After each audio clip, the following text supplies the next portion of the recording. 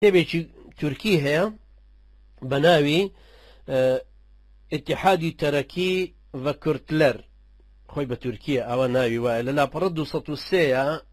دەقی سوڵتان عەبدولحەمید نەقڵەکە قسەی عەبدولحەمید کە ئەڵێ گلەیەکی زۆر لەسەر منەکەن کە من بۆ ئەوەندە کوردەکانم لێ نزیکە و لە خۆمیان نزیکەکەمەوە بۆ ئەوەندە متمانم پیانە و ئەیان هەنمە نزیکی خۆم ئەوان ڕەخنەی ئەوم لێگرن بەڵام من مقتەنیعم بەم سیاسەتەی خۆم مقتنعم بەم سیاسەتەی خۆم بە تاکید طبعا ئەمە معنایەکی زۆرە بەخشێلەوەی کە هەرچەنە خەڵکانێکی ترجا سوڵتان عەبدولحەمید عادەتی وابوو 300 شخصیەتی حرەسی خۆی ئەلبانی بوون کە لە دەوری قەسر بوون بەڵام قووەتەکەی بازنەی دووهەم هەمووی کورد بوون جگەلەوەی هەندێک لە مستەشارەکانی کورد و عەرەب بوون ئەوانەی بەبێ دەقولباب بە دەردی کوردەڵێ ئەچوونە لای زۆرێک لەو مستەشارە کوردیانە بوون لە زمنی ئەوانیشە طبعا عەبدولقادری کوڕی بەدرخان بوو ئەمانە وای کردبوو کە حەسادەتێک دژی کوردەکان دروست ببێ بۆیە ئەوەندە باسییانە کردکەوە بۆچی کوردەکان ئەوەندە کارتێکردنیانەیە چونکە کوردەکان لە سێ دائیرەی سەرەکی جگەلەوەی کە سوارچاکی حەمیدیەش دەستی ڕاستی سوڵتان عەبدولحەمید بوون سێ دائیرەی گەورەش زۆری هەر بەدەست کوردەکانە بوو کە لە دەوروبەری بوون یەکێک لەوانە دائیرەی تەشریفاتی پێوترێ وەکو دیوانی ڕیاسەی جەمهوری وایە ئێستا دیوانی تەشریفات بەدەست کوردەکانەوە بوو کە ئەوان هەموو شتێکی سوڵتانیان ڕێگە خستەوە وەکو مەوعیدەکانی وەکو سکرتێر هەر لەوان بوو دائیرەیەکی کە ناوی دائیرەی دیوان بوو دائیرەی دیوان سەرپەرشتی زۆر تەقاریر و راپۆرتەکانی کردەوە کە هەرەمی مرکزی هاتەوە بۆ لای سوڵتان دائیرەیەکی تر هەبوو ناوی دائیرەی مابەینیان پێوت دائیرەی مابەین بریتی بوو لە تەمەنەوە شتێکی کۆنی سیستمی ئیدارەی ئیسلامیە پێوترا دیوانی مەظالم لە کۆنا خەڵکێک مباشرەتەن چۆن دێن بۆ لای خەلیفە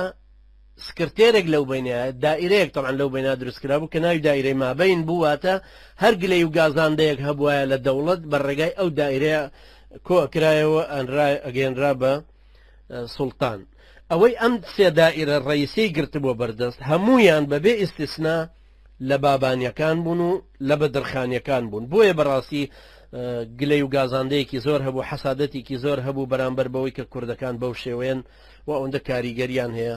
جگە لەوەی کە ئیتر کارتێکردنەکەوا بوو سوڵتان عەبدولحەمید یەکێک لە دیوانەکانی داخل نەک دیوانەکانی خۆی یەکێک لە مەکتەبەکانی داخل کە پێوترێ عەشیرەت مەکتەبلەرلی مەکتەبلەری شتێکی ئاوای ناوبوو عەشیرەت مەکتەبلەری کە بریتی بوو لەو قوتابخانانەی کە کوڕی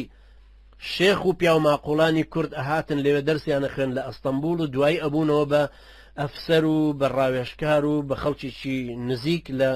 ئیداریەکانیان ئەفسەری ئیداری ناوچەکانیان ئەوانەی کە نزیکی سوڵتان عەبدولحەمید بوون بەڵام بە هەر حاڵ وەختێک کە ئیتیحاد و تەرەقی هاتنە پێشەوە لە 1970 سوڵتان عەبدولحەمیدیان لابردو ئەو پانتۆرانیزمیان داهێنا ڕقوقینێکی زۆریان بە نوخبە کوردیەکە ڕشت لەو سەردەما دوو نوخبەی کوردی هەروەکوتم دروست بوو نوخبەیەکی سکولاریزمی ئەلمانی متەئسیر بوو بە ئەفکاری ئیتیحاد و تەرەقیەکەی ئەوان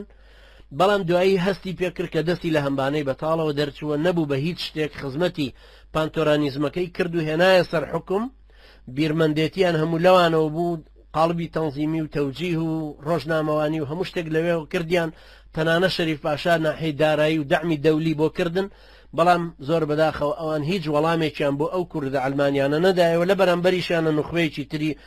ئیسلامی هەبوو کە تا ڕادەیەک ئەوانە کارتێکردنیان لەسەر ئەوێ هەبوو دوای وای لێ ئاد معارەزەیەکی کوردی دروست بوو معارەزەیەکی کوردی دروست بوو بە ناوی ئەوش طبعا لە هەر شەریف پاشا دروستی کردەوە لە سەرەتاوە لە پاریسا یەکەم جار با بڵێن سێڵەکانی یەکەمی و جموجوڵی یەکەمی لە پاریس دروست کرد شەریف پاشا ناوینە فرقەی ئیسلاحاتی ئەساسی عوسمانی ئەمە طبعا هەروەکو حیزبێک وا بوو دوایی وردەوردە خەڵکانێکی تری لەگەڵا هاتن و کوردەکان بە تایبەتی زیاتر لی نزیک بوونەوە بوو بە ناوی جەمعیەتێکی سەڕی لە دواییە وەکو حیزبێک دەرچوو مەولانە زادە ڕەفعەت هاتە پێشمانەی طبعا باسییانەکەم هەمووی کورد بوون زین العابدین فانی زادەی ڕەواندوزیە خەڵکی وێ عەبدوڵڵا جەودەت کەوتم منەظری ئەساسی اتحادیەکانە هاتە ئەم لا ئەویش لوتفی فکری کە یەکەمین کەسە کە حیزبێکی کوردی دروست کردو بە ناوی حیزبی ئەلمجەدد حیزبی نوێکردنەوە نوێخوازی کوردێکی علمانی لا دینیە طبعا یەکەم کەسە لە ساڵی 1970 ئەو حیزبەی دروست کرد هەروەها بیرتێف تۆفیق و ڕەفیق نەوزاد و کەمالی عەلی عەونی بێگ و ئەمانە کۆمەڵی خەڵکی بیرمەند و مسەقەفی ئەو سەردەمە بوون بۆ ئەوەی خەڵکێک کە ئێستا تانە لە کوردەکانەدا کە پێی وایە کورد هەر دەروێشێکی سادە و ساویلکە بوون و بە شۆن خەڵکە ڕۆیشتون و نخبەیەکی وایەنتیانە خوێنەواریانتیانە یان ئێستا خەڵکێک پێی وا بێ وڵاگەر عربێک لەسەر هوشیار زێباری بنووسە یا بەرهەم ساڵح وڵا خەڵکی یانتیان مسەقەفن ئینگلیزی باشە زانێ عەربی باشە زانێ دیبلۆماسیەتی هەیە قسە زانە بۆ شوێنانەشێ ئێمە شتێکە لە پێش 100 ساڵ لەمە و پێش ئێمە ئەمانەمان هەمووی هەبووە وەکو میلەتی کورد خەڵکانێکی متەنەوێر متەنەفیز بەدەسەڵات تێگەیشت و ڕۆشنفکر سفير وزيري خارجي سفيري وڵاتان سفيري دەوڵەتی عوسمانی قیاداتی عسکەری ڕۆژنامەوانی لێهاتوو بیرمەندی بە قووەت با علمانیش بوو بن بۆ نمونەوەکو عەبدوڵڵا جەودەت کە دوای دێتەوە بۆ لای معارەزە کوردیەکان لەگەڵ شەریف پاشایە کەونە ڕێ بە شێوەیەکی گشتی ئەمانە بوون بە جەمعیەتێکی سڕی بەڵام ئەم جەمعیەتە سڕیەش دوایی طبعا حەل کرا هەروەکو کە عەرەبەکان دوایی مەکتەبیان کرد بەوانش لە ئەستەمبول و جەمعیەتێکی سڕیان پێکەوە نابوو بەڵام تۆرانیزمەکان هەموو ئەوانەشیان طبعا بە تەکید هەموو حەل کرد و هەمویان لابردن